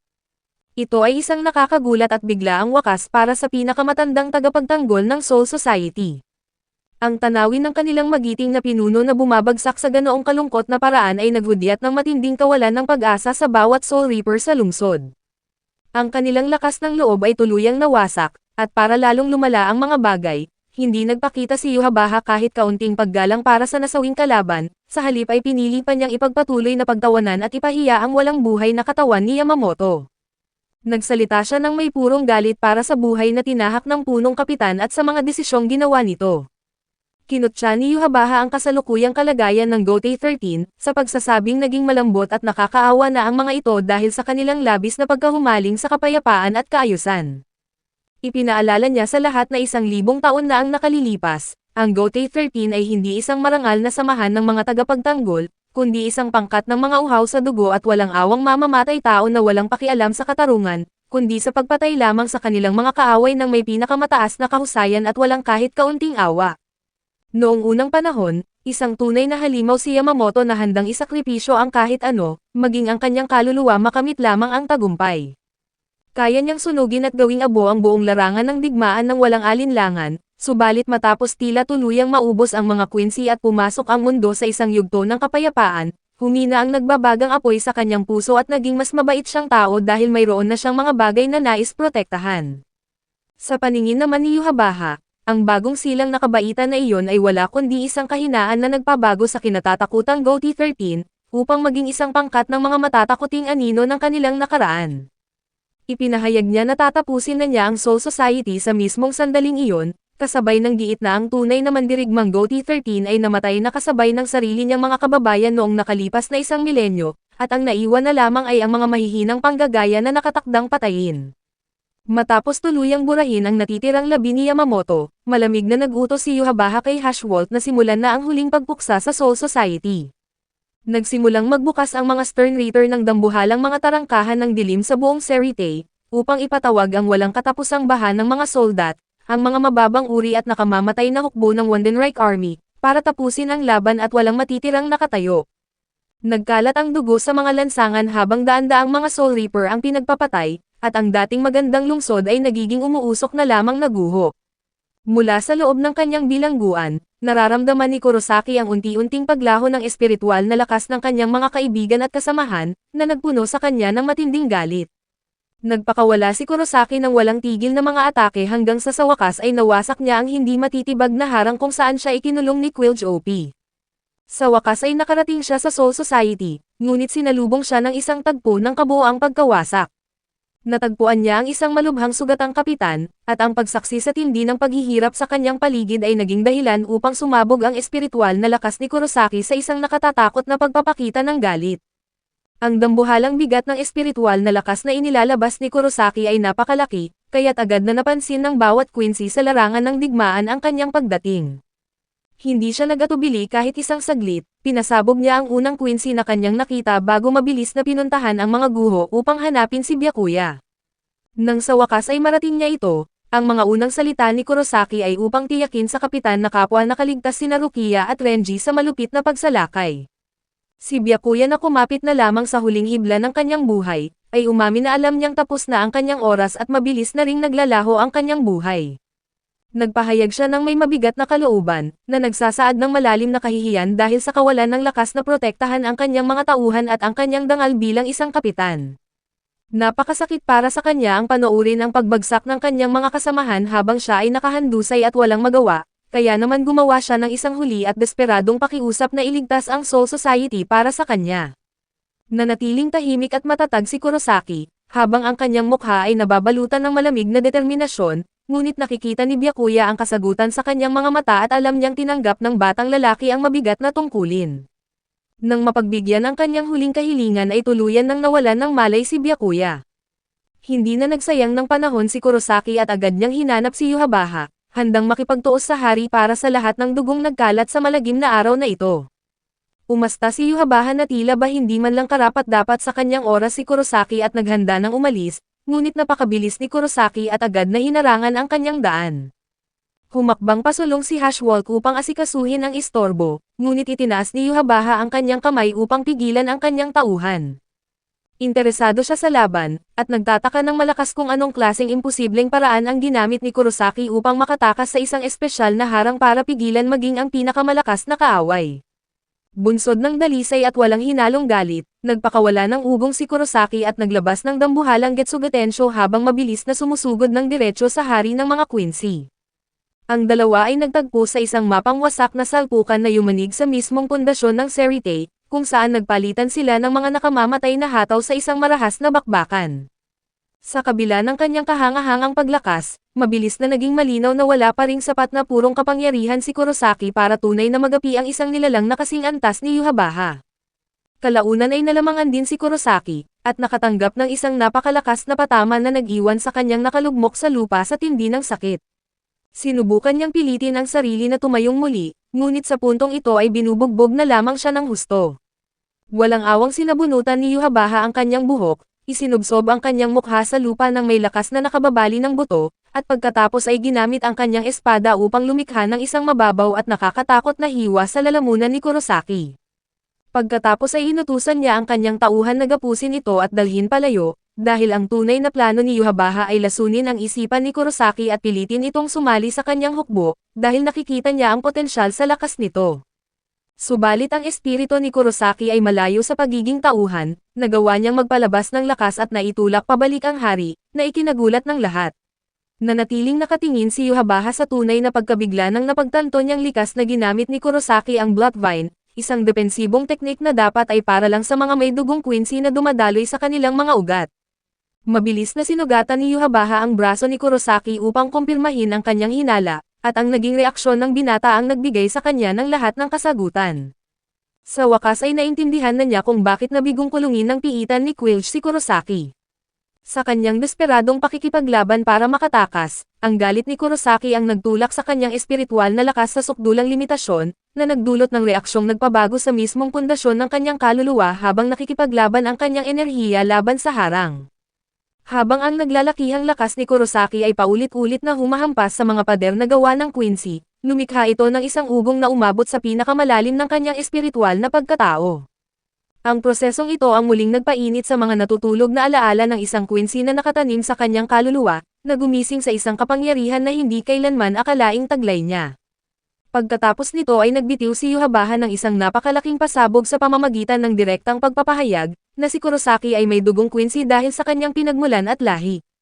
Tuluyang nakatulala si Kurosaki, habang naghahabol ang kanyang isip na unawain ang tila imposibleng pahayag na binitawan ng kanyang kaaway. Kinutya naman ni Yhwach ang kanyang pagkalito, at sinabihan siya na nananatili pa rin siyang mangmang sa kanyang sariling pinagmulan at sa katotohanan tungkol sa kanyang ina. Idineklara pa ng hari na itigil na niya ang pakikipag-usap at gagamit na ng buong lakas upang kalagkarin si Kurosaki pabalik sa Wandenreich, kung saan ipinangako niyang ibubunyag ang buo at madilim na kasaysayan ng kanyang tunay na pagkakakilanlan. Nagpatawag si Yhwach ng isang grupo ng mga palaso na pumalibot kay Kurosaki mula sa bawat posibleng anggulo, kaya wala na itong matatakbuhan. Ibinuhos ni Kurosaki ang bawat natitirang patak ng kanyang lakas sa isang desperadong depensa, ngunit ang dami at bilis ng mga dumarating na atake ay labis para kayanin ang kanyang kasalukuyang pagod na katawan. Unti-unti na siyang itinutulak sa bingit ng tuluyang pagbagsak dahil sa walang humpay na pagsalakay ng hari, at noong akmang ibibigay na ni Yhwach ang huling patak ng kanyang lakas, mabilis siyang naantala ng isa sa kanyang mga tauhan na may dalang kritikal na babala. Lumilitaw na ang itinakdang oras para manatili sila sa labas ng kanilang dimensyon ay umabot na sa pinakamahigpit na limitasyon, at kailangan na nilang umatras agad. Lantad ang galit kay Yhwach nang napagtanto niya na palihim siyang pinaglaruan ni Aizen ang kanyang pakiramdam sa paglipas ng oras noong nagkausap sila, na siyang sanhi sa maagang pag-alis mula sa larangan ng digmaan. Nagsimula nang maglaho ang buong hukbo ng Quincy sa mga anino, at si Kurosaki na ayaw silang iwanang makatakas matapos ang lahat ng patayang idinulot nila, ay nag-ipon ng huling lakas para umatake. Sumugod siya sa kanila gamit ang kanyang espada, ngunit sa isang pagpapakita ng nakakatakot na bilis at lakas, humarang si Haschwalth at walang kahirap-hirap na binali ang Zangetsu ni Kurosaki sa dalawa. Naiwang nakatayo si Kurosaki, nakatingin sa kanyang nabasag na espada sa isang estado ng matindi at nakakadurog na pagkabigla. Nang makita ang kawalan ng pag-asa sa mukha ng bata, nag-iwan si Yhwach ng ilang payo bago umalis, na sinabihan si Kurosaki na gamitin ang oras na ito para gamutin ang kanyang mga sugat dahil magkikita pa silang muli sa lalong madaling panahon. Tuluyan na siyang naglaho sa mga anino habang tinawag ang batang mandirigma bilang kanyang anak na isinilang at pinalaki sa loob ng kadiliman. Nang tuluyan ng nakatakas ang mga kalaban, nagsimula na ang napakabigat na tungkulin sa pag-aayos ng mga naiwang pinsala, kung saan ang mga sugatan ay mabilis na dinala sa mga pasilidad ng medikal ng ika-4 na dibisyon. Kitang-kita ang labis na pighati kay Isan Katetsu habang nadudurog ang kanyang puso sa pagtingin sa napakaraming bilang ng mga nasawi. Hindi niya mapigilan na magtanong sa kanyang sarili kung makapagligtas ba sana sila ng mas maraming buhay kung hindi sila nanatiling nakatago sa loob ng himpilan noong nangyari ang labanan. Matatag namang ipinaalala ni Unohana kay Isan na kailangan nilang sundin ang malinaw na utos ng punong kapitan, na manatili sa kanilang pwesto anuman ang mangyari bilang isang praktikal na pangangailangan. Habang nangyayari ito, nakatanggap naman si Kurosaki ng ilang magagandang balita sa gitna ng digmaan. Ibinahagi sa kanya na sina Orihime ay nagawa namang makaligtas sa digmaan at kasalukuyang ligtas, na naghatid ng kaunting kapanatagan sa kanyang kalooban. Si Kurosaki ay kasalukuyang balot ng benda mula ulo hanggang paa, ngunit dahil sa kanyang likas na katatagan, mabilis na bumubuti ang kanyang lagay at nasa matatag na siyang kondisyon. Si Renji naman ay tila nakakaranas ng kaunting pagkasira ng isip dahil sa kirot ng pagkatalo at sa sarili niyang kawalan ng magagawa. Kalaunan ay pumunta si Kurosaki para kamustahin silang dalawa ni Rukia upang makita kung paano nila kinakaya ang sitwasyon matapos ang nangyaring bangungot. Sa kabila ng lahat ng kanyang ginawa, nanatiling napakamababang loob ni Kurosaki at tumangging kumuha ng anumang papuri sa pagtulong na maitaboy ang pagsalakay ng mga Quincy. Nabuhayan siya ng loob ng marinig mula sa mga mediko na matagumpay ang naging operasyon ni Rukia o Renji at sa wakas ay wala na sila sa mapanganib na kalagayan. Para naman kay Shinji Hirako, Medyo nakakairita ang ganitong ugali kaya sinabihan niya si Kurosaki na dapat nitong itaas ang kanyang noo matapos ang lahat ng kanyang pinagdaanan sa araw na ito. Sa tingin ni Shinji ay dapat pang maging mas magiting si Kurosaki sa kanyang sarili, ngunit ang kanilang pag-uusap ay biglang naputol. Nagpadala si Kapitan Mayuri ng isang agarang patawag dahil kailangan niyang makausap si Kurosaki sa lalong madaling panahon tungkol sa estado ng kanyang nawasak na sandata. Habang naglalakad palayo si Kurosaki, napansin ni Soifeng kay Shinji ang matinding pasakit at mabigat na tungkulin sa mga mata ng bata na higit pa sa pisikal na pagod. Naisip naman ni Shinji na ang bigat ng lahat ng buhay na nawala sa araw na iyon, kasabay ng masakit na pagkawala ng kanyang bangkay, ang nag-iwan kay Kurosaki na pakiramdam ay sagad ang pagod at isang talunan.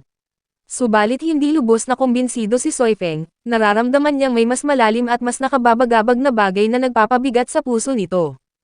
Habang pinag-isipan ito, nagtipon ang mga natitirang kapitan ng Gotei 13 para sa isang biglaang pagpupulong upang suriin ang malawakang pinsala.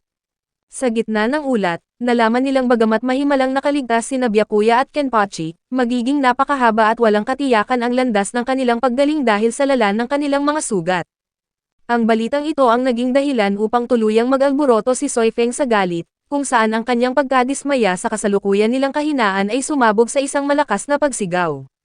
Umawat naman si Shansoy para magsilbing tagapamayapa, at nakiusap sa lahat na manatiling mahinahon sa gitna ng krisis. Ipinahayag niya na ang Gotei 13 ay itinatag para protektahan ang Soul Society, kaya tungkulin nilang magpakatatag at magpatuloy para sa kapakanan ng mga nakaligtas. Samantala, doon naman sa laboratorio, humihingi ng kasagutan si Kurosaki kung bakit hindi kayang ayusin ni Mayuri ang kanyang nawasak na espada. Matapang na hinarap ni Mayuri si Kurosaki sa malupit na katotohanan, na ang tunay na pag-aayos sa isang nadurog na bangkay ay imposibleng mangyari sa panimula pa lang. Karaniwan ay kaya niyang kumpunihin ang isang shikai gamit ang sariling espiritual na lakas, ngunit kapag ang bangkay ay nawasak habang nakalabas ang anyo nito, hinding-hindi na ito maibabalik sa orihinal nitong forma. Ang katotohanang maaaring nawala na ng tuluyan si Zangetsu ay nag-iwan kay Kurosaki sa matinding pagkagulat.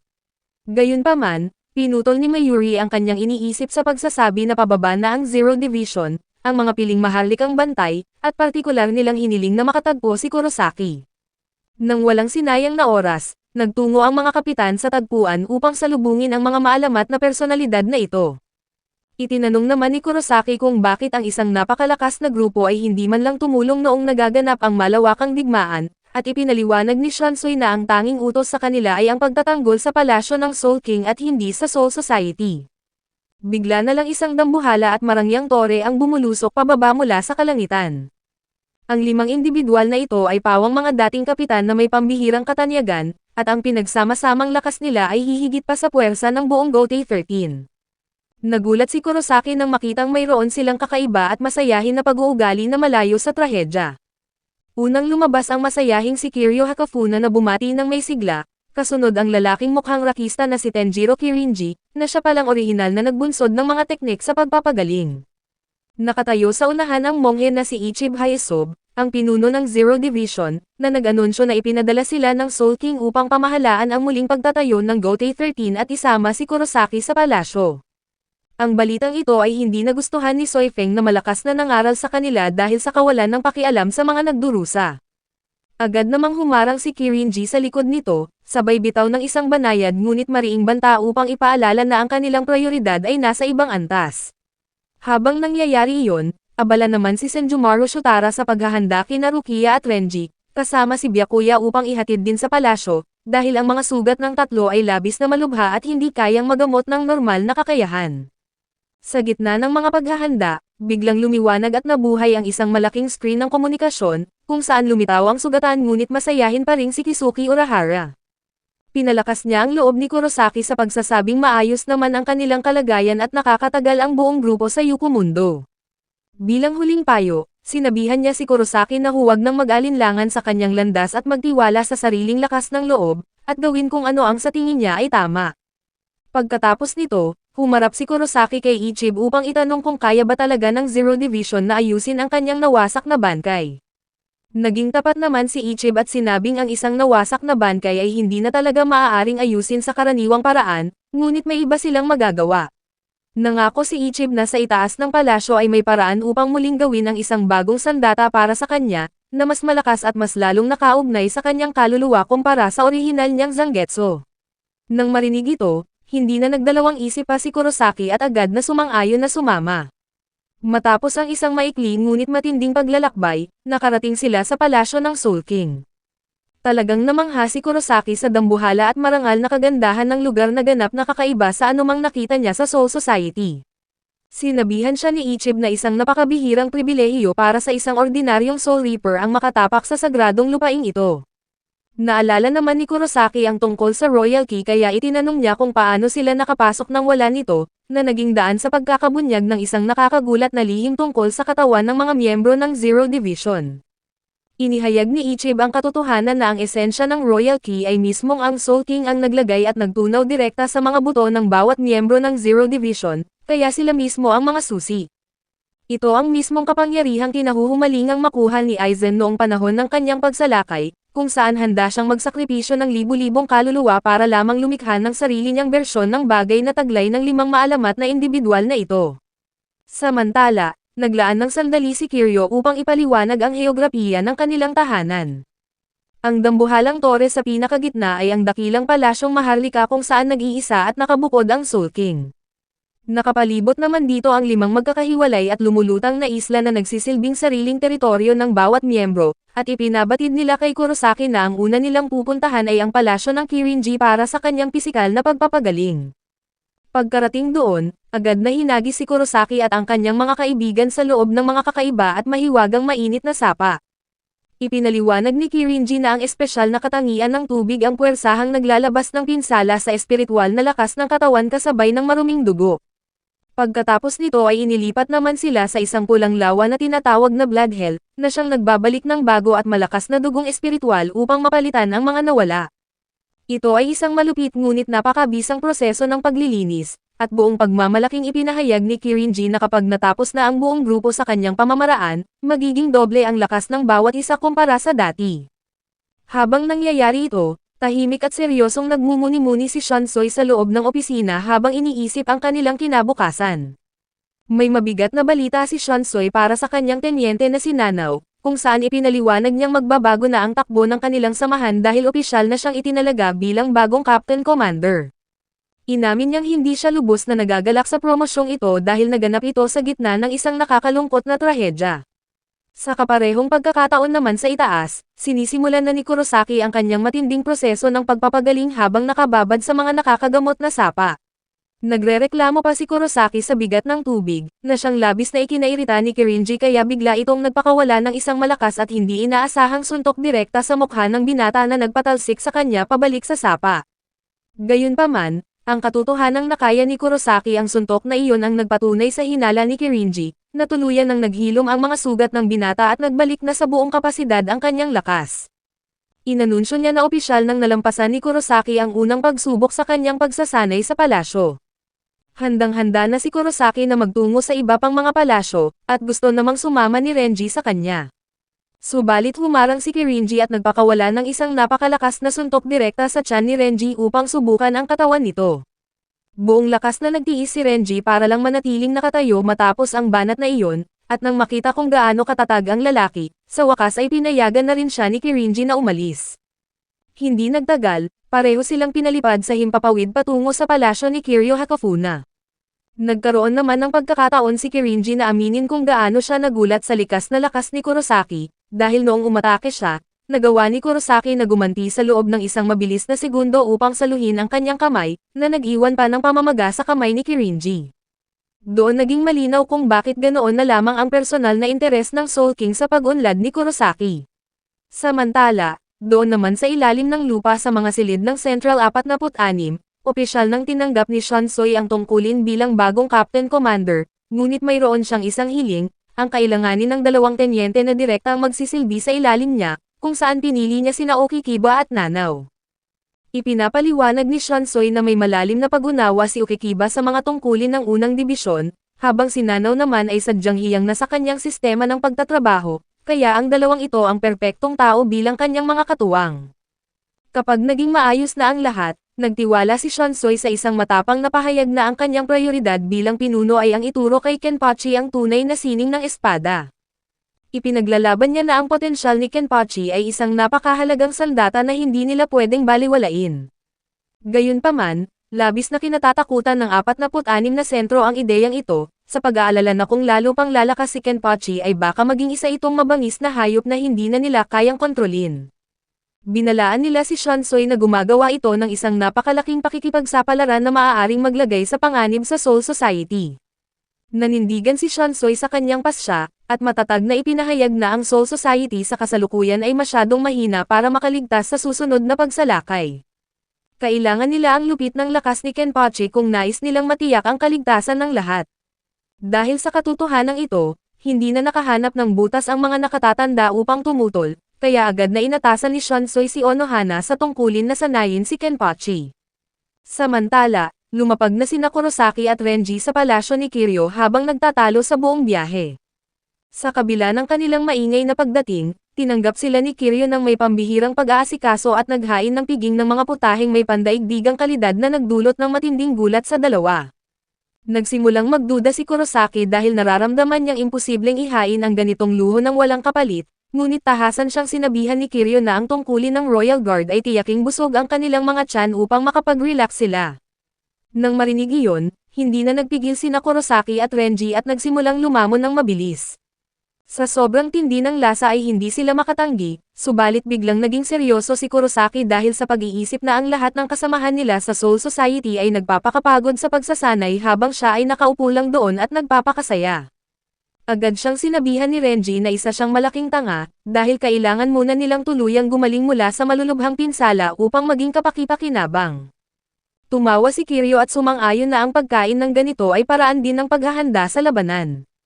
Pagkatapos ng handaan, lumabas muli si Kiryu na mukhang ibang-ibang babae, matangkad at napakaganda, kaya napanganga na lang sina Kurosaki at Renji sa buong katahimikan. Ipinapaliwanag niya na ang kanyang pagluluto ay nilagyan ng kapangyarihan ng Soul King upang mag-absorb sila ng espesyal na uri ng Reiatsu na magpapatibay sa kanilang mga katawan. At dahil ibinubuhos niya ang kanyang sariling spirit energy sa proseso, natutunaw ang lahat ng kanyang taba. Bago sila umalis, nag-iwan si Kiryu ng seryosong babala tungkol sa palasyo ng Phoenix ni Namaya. Sinabi niyang si Namaya ay isang kakaibang karakter na may ligaw na pag-uugali, subalit kailangan nila itong igalang dahil siya ang maalamat na imahe na unang lumikha sa lahat ng Zanpakuto. Samantala, sa pinakamababang antas ng Central Underground Prison, sinunod ni Kenpachi ang utos at dumating upang harapin si Onohana sa isang selyadong espasyo, na nagbibigay ng perpektong larangan ng digmaan upang ibuhos ang lahat ng lakas ng walang pagpipigil. Halos manginig sa tuwa si Kenpachi dahil para sa kanya, ang isang laban ng pangkamatayan kasama si Onohana ay ang pinakamataas na uri ng aliwan. Si Onohana ay isa sa mga nagtatag ng Gotei 13 na minsan nang itinuring na pinakamatitinding mamamatay tao, at bago pa naging kapitan ay isa na siyang kinatatakutang kriminal na dalubhasa sa 8,000 estilo ng espada, kaya naman tinagurian siyang Yachiro. Alam ni Shansoy kung gaano kataas ang nakataya, batid niya na isa lamang sa kanila ang mabubuhay sa paghaharap na ito kung saan ang isang halimaw ay kailangang mabuwal upang ang isa naman ang tunay na umangat. Sumugod si Kenpachi ng may mabagsik na atake, ngunit handa si Onohana para sa kanya at agad na sumalungat ng isang tumpak na atake na tumama mismo sa leeg nito. Sinubukan ni Kenpachi na panatilihin ang pressure, ngunit tila hindi niya magawang makatama ng isang makahulugang sugat sa kanyang kalaban. Napansin ni Onohana na tinanggal na ni Kenpachi ang takip sa kanyang mata upang ilabas ang buo nitong lakas, ngunit tinawanan lang niya ito at sinabing napakahina pa rin ito sabay saksak sa kanyang balikat. Nababagot naman si Kenpachi dahil gumagamit si Onohana ng mga kakayahang pakulo na malayong-malayo sa hinangaan niya. Patuloy lang si Onohana sa pagbato ng mga insulto upang higit pang bumalik ang interes nito sa laban, hanggang sa mapatalsik niya ang espada ni Kenpachi. Itinapat ni Onohana ang dulo ng kanyang espada sa leeg nito habang sinasabing naging malambot ito sa paglipas ng mga taon. Ang sandaling iyon ang nagpapagising sa alaala ni Kenpachi noong una silang magkita, kung kailan ang pakikipaglaban kay Onohana ang kauna-unahang pagkakataon na nakaramdam siya ng tunay na takot na nagpapadama sa kanya na siya ay buhay. Muli itong ipinalasap sa kanya ni Onohana sa pamamagitan ng pagsaksak diretso sa kanyang lalamunan. Nagdilim ang paligid at tila namatay si Kenpachi, ngunit bigla siyang nagkamalay habang tahimik na binabantayan ni Onohana ang kanyang paggising. Alam ni Onohana na hindi ganoon kadaling mamatay si Kenpachi, dahil ang kanyang misyon ay paulit-ulit itong dalhin sa bingit ng kamatayan at muling ibalik sa buhay, upang sa bawat paggising ay lalong sumabog ang lakas nito. Paulit-ulit na nawawalan ng malay at nagigising si Kenpachi sa gitna ng laban na litong-lito kung bakit lumalakas ang kanyang katawan. Sa isang pagbabalik-tanaw, makikita ang mas batang Onohana sa harap ng bundok ng mga bangkay kung saan ang bata at mabangis na Kenpachi ay nakaupo sa taluktok nito. Magkatulad sila ng lahi noong araw na walang iniwan kundi pagkabigo, at sa unang maalamat na labanang iyon, nagawa ng batang Kenpachi na isaksak ang kanyang espada sa dibdib ni Onohana na nagdulot sa kanya ng dalisay na ligaya dahil sa wakas ay nakatagpo siya ng karapat-dapat na kalaban. Balik sa kasalukuyan, matagumpay na nasugatan ni Kenpachi ang braso ni Onohana habang napagtanto niyang mas nagiging matalas ang kanyang mga galaw sa bawat palitan ng saksak. Lalong nagiging balanse ang laban dahil sa tuwing nagigising siya ay muli siyang isinisilang bilang isang mas perpektong bersyon ng kanyang sarili. Napansin naman ni Onohana na hindi pa rin lubos na nauunawaan ni Kenpachi, na matagal na nitong sadyang ikinulong sa sariling isipan ang kanyang tunay na lakas, dahil sa mental na tanikala na inilagay niya sa sarili noong una silang maglaban. Noong bata pa ito, natatakot si Kenpachi na kapag napatay niya si Onohana ay hindi na siya magkakaroon ng isa pang magandang laban, kaya pinigilan ng kanyang isip ang sariling lakas. Nalaman ni Onohana na ang tamang paraan para sirain ang mga tanikalang iyon ay ang ilagay ito sa isang sulok, kung saan wala ng ibang pagpipilian ang kanyang isipan kundi ang lumaban para mabuhay. Paulit-ulit niya itong pinatay, at sa bawat oras na bumabalik ito ay mas nagiging mabangis si Kenpachi. Sa huli ay nagpasya si Onohana na huwag nang magpigil at ginamit ang kanyang bankay na Minazuki, na nagpabago sa buong paligid upang maging isang dagat ng dugo. Lumaban si Kenpachi na parang sinasapian at nagawa niyang isaksak ang kanyang espada sa tiyan ni Onohana, ngunit halos agad ding naghilom ang sugat nito. Ang pagtulak sa kanya sa sagad na hangganan ang tuluyang nag-alis ng ulap sa isip ni Kenpachi upang maramdaman ang lantay na ligaya ng pakikibaka. Nagpakawala siya ng matinding saksak sa mukha ni Onohana at tahimik itong pinasalamatan sa pagtulong sa kanya na mahanap muli ang kanyang sarili. Bilang tugon, nagpasalamat din si Onohana para sa isang napakagandang karanasan sa huling pagkakataon, ngunit tinanggap niyang ang sarili niyang buhay ang kapalit upang tuluyang humakbang si Kenpachi bilang ang kanyang tunay na sarili. Ibinaon ni Kenpachi ang kanyang espada sa dibdib ni Onohana, at habang bakas sa mukha ng babae ang lubos na kapayapaan, binalot naman ng matinding pighati si Kenpachi habang nagmamakaawa rito na huwag mamatay. Sinabihan siya ni Onohana na huwag sayangin ang oras sa pag-iyak dahil marami pang malalakas na kaaway ang naghihintay sa kanya, bago ito sumalubong sa kamatayan ng may ngiti sa mga labi. Sa gitna ng katahimikan, biglang may narinig si Kenpachi na isang misteryosong boses mula sa kaibuturan ng kanyang kamalayan. Nagpakilala ang boses bilang ang kanyang likas at uhaw sa dugong katauhan na matagal nang nagbabantay sa kanya sa buong paglalakbay niya. Habang nangyayari ito, nakarating na rin sa wakas sina Renji at Kurosaki sa Phoenix Palace. Pero sa halip na isang marangal na templo, sinalubong sila ng mga kumikislap na ilaw at nakakabinging musika. Biglang sumulpot si Oatsu ni Maya, na kung kumilos ay mistulang isang aktibong binata kaysa sa isang alamat. Ipinagmamalaki niya na siya ang pinakamagaling na tagalikha ng Zanpakuto sa buong mundo, bago niya pinagkakaguluhan sina Kurosaki at Renji sa isang grupo ng magagandang babae. Nagduda agad si Kurosaki at inisip na baka isang komplikadong ilusyon lang ang lahat. Kahit nakakapagod ang umaapaw na enerhiya at nakakasawang pagiging palakaibigan ni Maya, nagtitiis na lang sina Kurosaki at Renji dahil alam nilang kailangan nila ang kanyang tulong. Bigla namang dumating ang isang babaeng may pulang buhok na nagngangalang Mira, at agad niyang sinipa sa mukha si Maya bago dinala ang dalawa sa isang maliit at lumang bahay na gawa sa kahoy, na siya palang totoong Phoenix Palace. Pagkapasok ni Kurosaki at Renji, biglang bumigay ang sahig at nahulog sila sa isang dambana at napakadilim na hukay. Doon na nagpasabog ng balita si Maya na ang mga babae ay mga totoong Zanpakuto, at kasalukuyan nilang pinapalibutan ang dalawa ng may matinding galit. Nagalok ng kasunduan si Maya na kung makakaligtas sila at makakalabas sa hukay, rerekaduhan niya sila ng mga bagong sandata. Dahil nakakulong at walang ibang pagpipilian, walang nagawa ang nayayamot na si Kurosaki kundi makinig habang ipinapaliwanag ni Maya na ang mga itim na anino sa hukay ay tinatawag na Asauchi, ang mga pangkaraniwan at walang pangalang espada na ibinibigay sa bawat Soul Reaper noong nasa akademya pa sila. Kasama nilang nabubuhay at natutulog ang Asauchi sa loob ng maraming taon upang magkaroon ng malalim na ugnayan. Sa paglipas ng panahon, ang kaibuturan ng kaluluwa ng isang Shinigami ay naitatatak sa Asauchi, hanggang sa magbago ito at maging isang natatanging Zanpakuto na sumasalamin sa pagkatao ng may-ari. Nang naguluhan si Kurosaki kung bakit sila inaatake ng mga ito ng ganoon kalubha, diretsahang sinabi ni Nimaya ang masakit na katotohanan na galit ang mga Asauchi dahil mali ang pagtrato ng dalawa sa kanilang mga sandata. Matapos ang 3 araw at gabi ng walang humpay na pakikipaglaban sa loob ng hukay, bumalik si Nimaya para tingnan ang lagay nila. Inanunsyo niya na nakapasa si Renji, ngunit bumagsak si Kurosaki.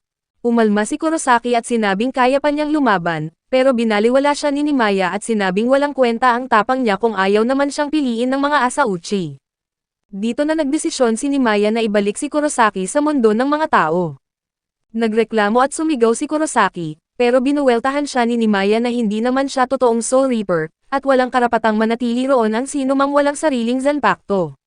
Sa matinding galit, susugod sana si Kurosaki, pero bigla siyang dinala ni Nimaya pabalik sa mundo ng mga tao. Habang pinapalayas siya, binanggit ni Nimaya na tinanggihan ng Asauchi si Kurosaki dahil kailangan muna ng bata na hanapin ang kanyang pinagmulan at tunay na pagkakakilanlan. Humarap si Nimaya kay Renji at ipinaliwanag na alam niya ang lahat ng bagay tungkol sa mga espadang ito at kung paano sila nakikipag-ugnayan sa kanilang mga amo. Ipinaliwanag niya na habang ang mga Soul Reaper ay karaniwang nagsisimula sa blankong Asauchi, si Kenpachi naman ay ninakaw lang ang kanyang Zanpakuto mula sa isang patay na Soul Reaper. Mariing sinabi ni Nimaya na hinding-hindi uunlad si Kurosaki hanggat hindi niya hinaharap ang katotohanan ng kanyang lahi. Samantala, bumagsak si Kurosaki sa mundo ng mga tao, ngunit dahil sa matinding hiya sa kanyang pagkabigo, iniwasan niya ang kanyang amang si Isshin at dumiretso na lang sa shop ni Aikumi. Binigyan siya rito ni Aikumi ng pagkain at mga salitang nagpapalakas ng loob, na labis namang ipinagpasalamat ni Kurosaki kahit medyo nailang siya kung paano ito babayaran. Biglang tumunog ang kampana ng shop, at habang may inaasikaso si Aikumi, biglang sumulpot si Isshin sa harap ni Kurosaki. Sa huli ay nagpa siya si Kurosaki na harapin ang kanyang ama at sumunod sa pag-uwi, ngunit naiwan niya ang kanyang Soul Reaper badge sa tindahan. Pagkarating sa bahay, nakita ni Kurosaki ang kanyang ama na suot ang kompletong kasuotan ng isang Soul Reaper.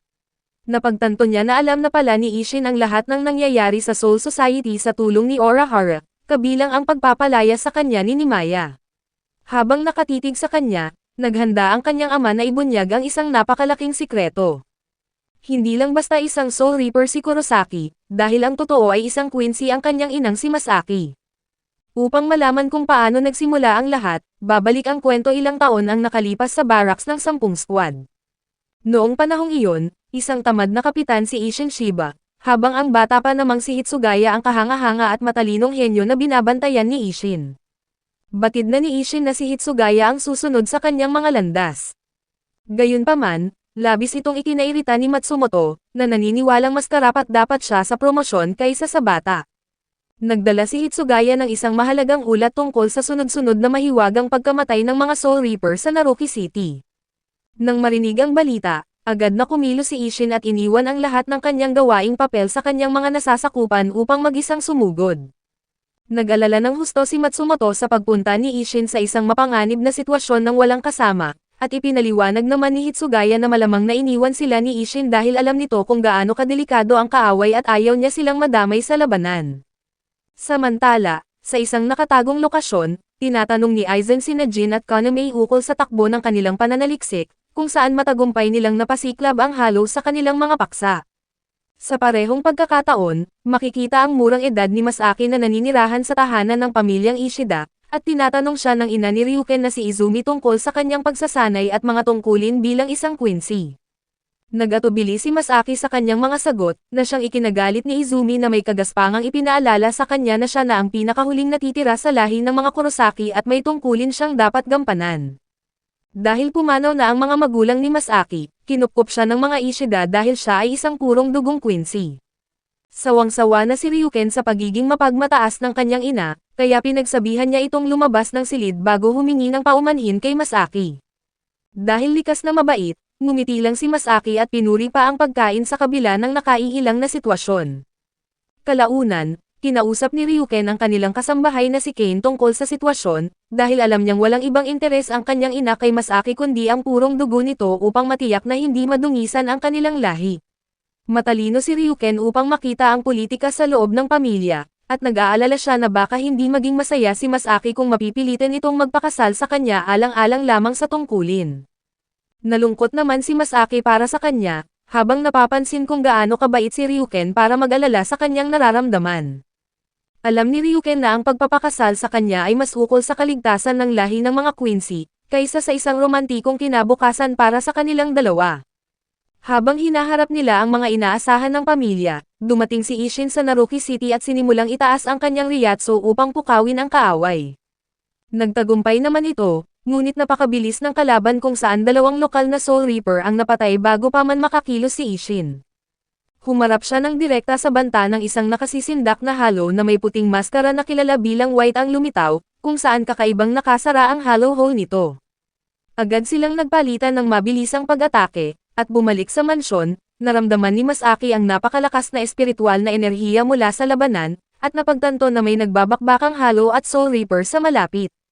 Pinigilan siya ni Ryuken nang subukan niyang umalis, at sinabihan siyang manatili sa kinaroroonan dahil ayon sa tradisyon, pumupunta lamang ang mga Quincy kapag nabigo na ang mga Soul Reaper. Samantala, napaatras si Ishin dahil sa walang humpay na bilis ni White. May isa pang Soul Reaper na nagtangkang tumulong sa kanya, ngunit agad itong pinasabog ng halo. Naramdaman ni Masaki ang pagyanig at nagpasya siyang hindi na pwedeng maupo na lang doon. Nauunawaan niya ang iniisip ni Ryuken, ngunit mas matimbang ang sarili niyang prinsipyo, at hindi niya kayang hayaang may mamatay kung may kakayahan naman siyang pigilan ito. Sa kabilang banda, napagtanto ni Ishin na napakalakas ni White at tila lumalaban ito gamit ang estilo ng isang Soul Reaper, na nagiging mas matalino sa bawat kaluluwang kanyang nilalamon. Noong akmang susugod si Ishin gamit ang kanyang apoy, bigla siyang sinaksak sa likod ng isang espada. Bumagsak siya sa lupa sa matinding gulat, habang napagtanto na ang saksak ay nagmula sa isang zanpakto, at malinaw na sa kanya na may traidor sa loob mismo ng kanilang hanay na siyang may utak sa likod ng buong insidenteng ito. Habang dinaranas ang gulat ng pagtataksil, patuloy na inatake ni White si Ishin. Nagawa ni Ishin na magpakawala ng isang malakas na pag-ataking apoy na pumutol sa isang braso ng halo, ngunit hindi man lang ito nasaktan. Sa halip ay sinimulan nitong gawin ang isang huli at naglalakihang pagsabog upang tapusin ang laban. Sa kabutihang palad para kay Ishin, dumating si Masaki sa mismong oras at nagpakawala ng isang palason ng Quincy upang harangin ang atake. Pinapanood naman ni Aizen ang lahat ng ito mula sa ligtas na distansya kasama sina Jin at Konami, sabik na makita kung paano makipagtulungan ang isang Quincy at isang Soul Reaper laban sa kanyang binagong nilikha, habang natutuwa sa ideya na makita kung paano makikipaglaban ang isang halo sa totoong labanan.